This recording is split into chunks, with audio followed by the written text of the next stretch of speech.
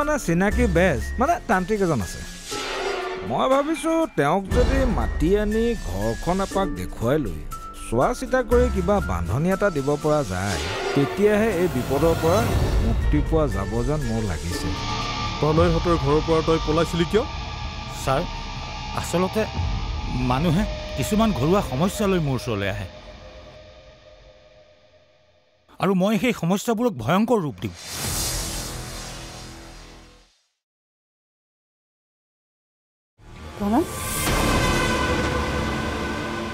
মানুহজনে কোৱা কথাবিলাক সঁচা নহয় আমি বৰ্ণালীৰ একো অন্যায় কৰা নাই মানুহজনে কিয় ক'লে তেতিয়াহ'লে তেনেকৈ নহয় মানে বৰ্ণালী ভালৰ কাৰণে আমি কিছুমান কাম কৰিছিলোঁ কিন্তু ভাল হোৱাৰ ঠাইত যদি কিবা বেয়া হৈছে তেনেহ'লে আমাৰ গাত দোষ নাই যদি কিবা বেয়া কৰিছা তোমালোকে শাস্তিও পাবা ইয়াতে মনত ৰাখিবা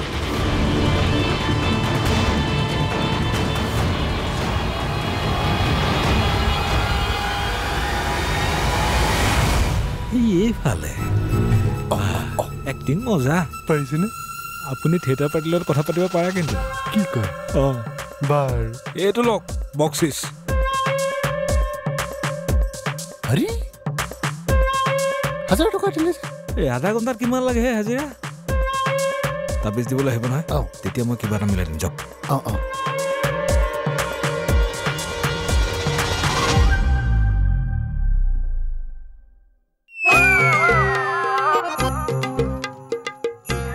মাছৰ তেলেৰে মাছ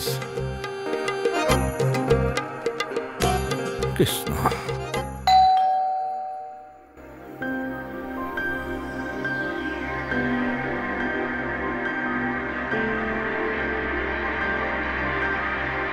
দেউতা বহা বহা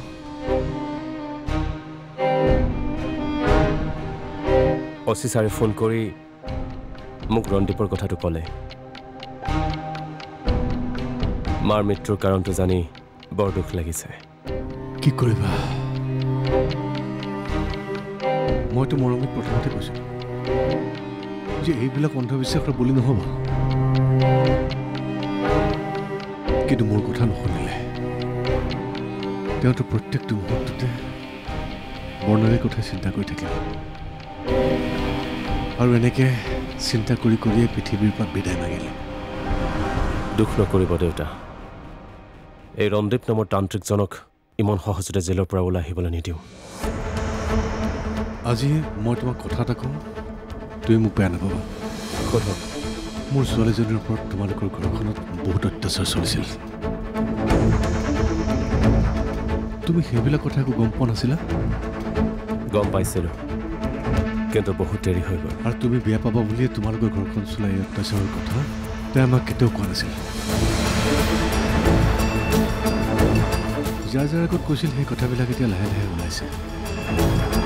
কথাবিলাক যদি মই আগতে গম পালোঁ তেতিয়াহ'লে মই সেইখন ঘৰত তাইক কেতিয়াও থাকিবলৈ নিদিলোহেঁতেন তুমিতো তাইৰ স্বামী তোমাৰ পত্নীৰ ওপৰত চলি থকা এই অত্যাচাৰবিলাক তুমি নীৰৱে কেনেকৈ সহ্য কৰি আছিলা এতিয়া এই কথাবিলাক ভাবিলে মোৰ এনেকুৱা লাগিছে মোৰ ছোৱালীৰ মৃত্যুৰ বাবে তোমালোকৰ ঘৰৰ আন কোনো দায়ী নহয় একমাত্ৰ তুমি তোমালোক সকলোৱে মিলি মোৰ ছোৱালীক হত্যা কৰিছা দেউতা নামাতিবা মোক মোৰ ছোৱালীৰ হত্যাৰ ইনভেষ্টিগেশ্যন চলিছে এই ইনভেষ্টিগেশ্যনত সকলো প্ৰশ্নৰ উত্তৰ তুমি দিব লাগিব মোৰ ছোৱালীৰ ডেড বডি বেংগলোৰৰ পৰা নানোতেই মই গম পাইছিলোঁ যে তাইৰ মৃত্যুত কিবা এটা ৰহস্য লুকাই আছে হয় দেউতা কি কাৰণ আপোনাৰ ছোৱালীৰ মৃত্যু হোৱাই নাই কি কৈছা তুমি বৰ্ণালী চিৰিয়াছ দেউতা এতিয়াও বৰ্ণালী সুশৰীৰে জীয়াই আছে হয় তাকে ক'বলৈ আহিছিলোঁ ইমান দিনে বিভিন্ন কাৰণত মই কথাবোৰ খুলি ক'ব পৰা নাছিলোঁ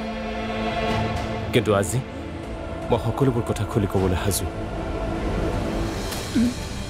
তুমি বোলে কি কৈছা মই একো বুজি পোৱা নাই কৰি কোৱাচোন মোক কোৱাচোন কৰিছে তাই প্লিজ কোৱা কৰিছে তাই মোক লৈ বোলে আপোনাৰ লগৰজন ক'ত অকণমান কামত ওলাই গৈছে এনিৱে বহুত ধন্যবাদ আপোনালোক দুজনৰ সহায় নাপালে এই পাখণ্ডটোক ধৰিব নোৱাৰিলোহেঁতেন এটা কাম কৰক এইখিনি ৰাখক এইবোৰ কি ছাৰ ৰাখক না হাৱা পানী খাইতো মানুহ আৰু জীয়াই থাকিব নোৱাৰে পেটটো পুহিবলৈ টকাটো লাগিবই ইয়াতকৈ আৰু ভালকৈ কাম কৰিব লাগিব হয় ছাৰ ঠিক আছে এতিয়া কথা হ'ল প্ৰীতিৰ ওপৰত আপুনি চকু ৰাখিব লাগিব হিৰণ্য কেতিয়াবা আহিব পাৰে আৰু যদি কিবা ইনফৰমেশ্যন পায় আপুনি মোক ফোন কৰিব চিয়'ৰ ছাৰ ঠিক আছে হয় ছাৰ গৈ থাকোঁ ঠিক আছে হয় লগ পাম লগ পাম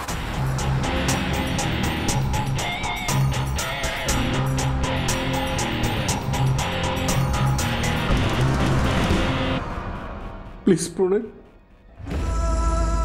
মই সঁচাকৈ কৈছোঁ আপোনাক বৰ্ণালী সুশৰীৰে জীয়াই আছে মই আপোনাক সকলো কথা ক'ম কিন্তু প্লিজ আপুনি এই কথাষাৰ যাতে কাকো নকয় নহ'লে সকলোবোৰ প্লেনিং এনেই যাব মই কথা দিছোঁ প্ৰণয় মই কাকো একো নকওঁ কেৱল মোৰ ছোৱালীজনী কেনেকৈ ক'ত আছে মোক লৈ পেলাই মোৰ এবাৰ চাবলৈ খুব মন গৈ আছে প্লিজ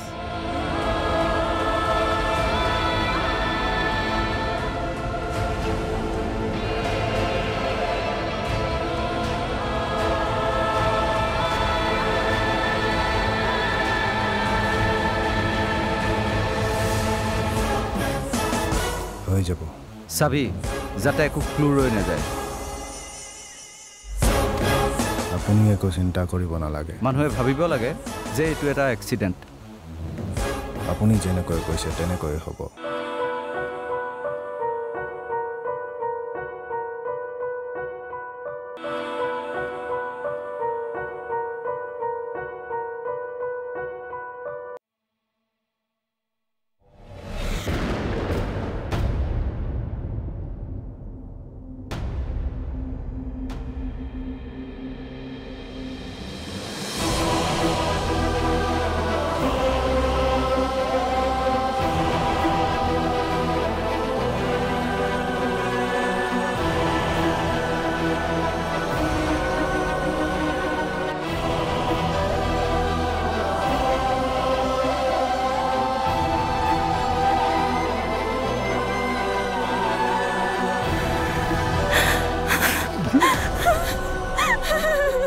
Precioso.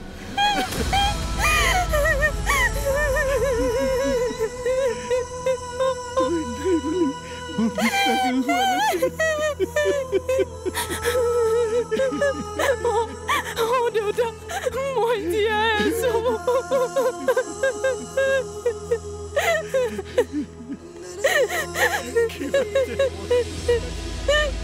দুৰ্গা মই কোৱা মানুহজন এখেতেই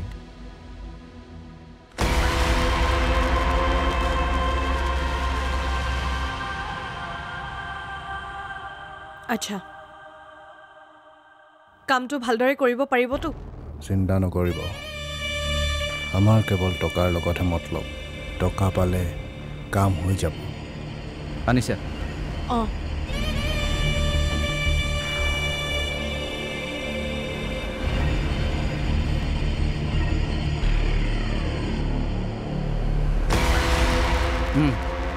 এইটো ৰাখ বাকী কাম হৈ যোৱাৰ পাছত 50% হৈ যাব চাবি যাতে একো ক্লু ৰৈ নাযায় আপুনি একো চিন্তা কৰিব নালাগে মানুহে ভাবিব লাগে যে এইটো এটা এক্সিডেণ্ট আপুনি যেনেকৈ কৈছে তেনেকৈ হ'ব কিন্তু মানুহজন কেতিয়া ক'ত আহে সেই ইনফৰমেশ্যনটো আপুনি মোক দি থাকিব লাগিব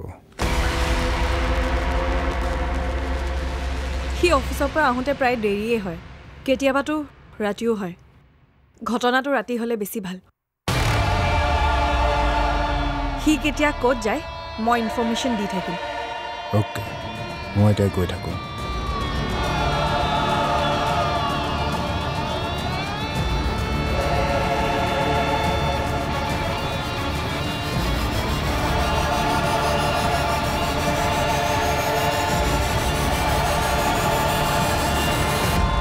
সকলো থাকি যে কোনো হৈ গৈছিলে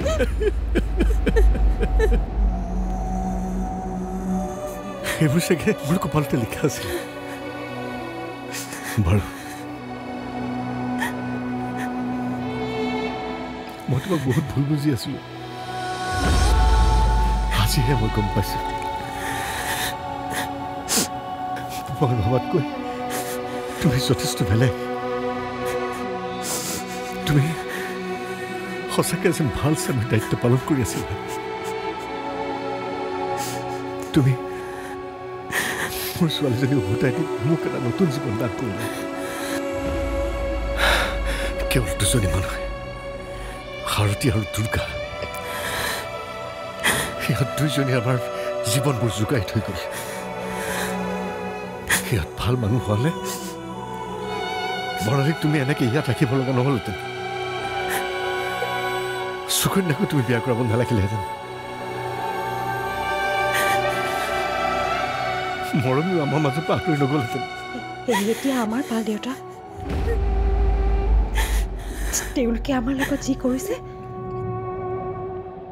আমিও তেওঁলোকৰ লগত একেই কৰিম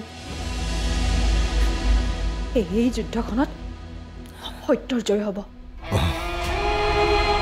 সিহঁত দুজনীয়ে শাস্তি পালেহে মৰমীৰ আত্মাই শান্তি পাব মই এটা কথা ভাবিছোঁ আপোনালোকে মোক সহায় কৰিব লাগিব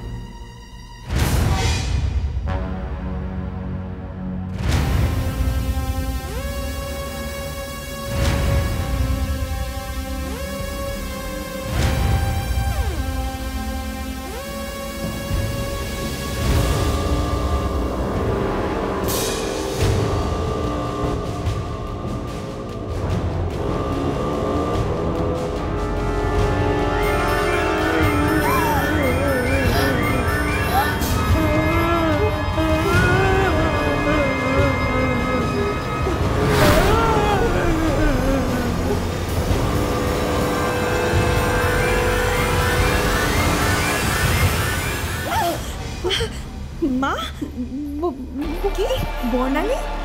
ক'ত? একো ভূত নাই ব'লাচোন আহা ইয়াতে বহিবা আহা একো ভূত নাই মা মই আছো নহয়